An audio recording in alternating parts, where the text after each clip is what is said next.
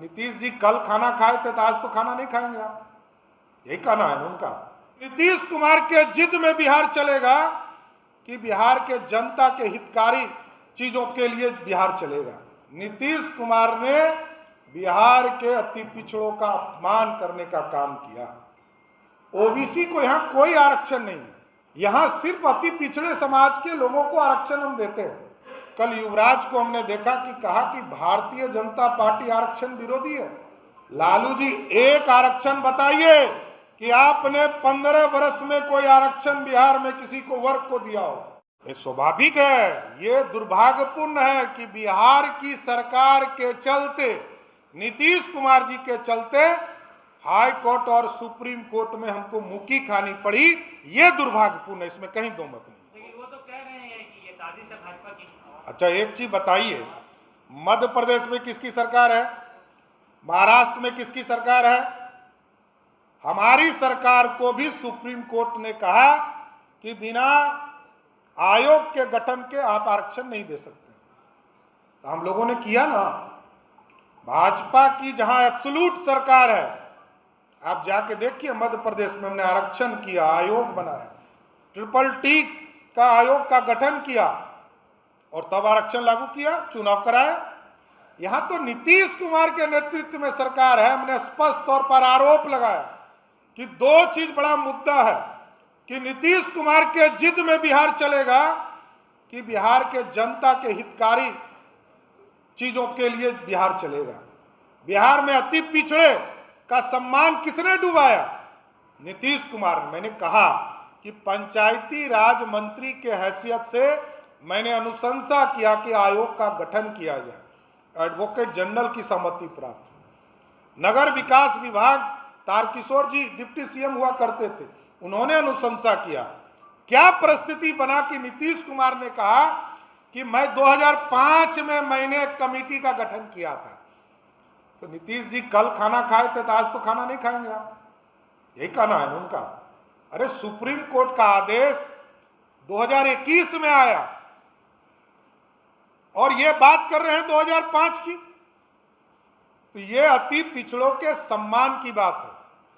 अति पिछड़ों के प्रति अपमान जो नीतीश कुमार की सरकार ने किया है, इसके प्रति।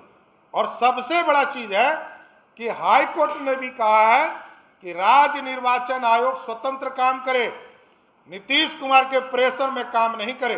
नीतीश कुमार ने जबरदस्ती अपने जिद में बिहार में नगर निकाय का चुनाव कराने का काम किया।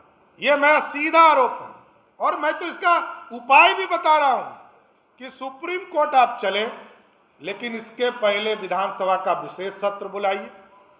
विधानसभा में संकल्प लीजिए कि हम अति पिछड़े को आरक्षण देंगे और एक आयोग का गठन कीजिए। नीतीश कुमार ने बिहार के अति पिछड़ों का अपमान करने का काम किया।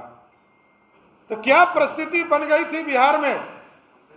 क्या नीतीश कुमार जी और तेजस्वी यादव की सरकार अति पिछड़ा विरोधी है, अति पिछड़ों का सम्मान नहीं चाहता है?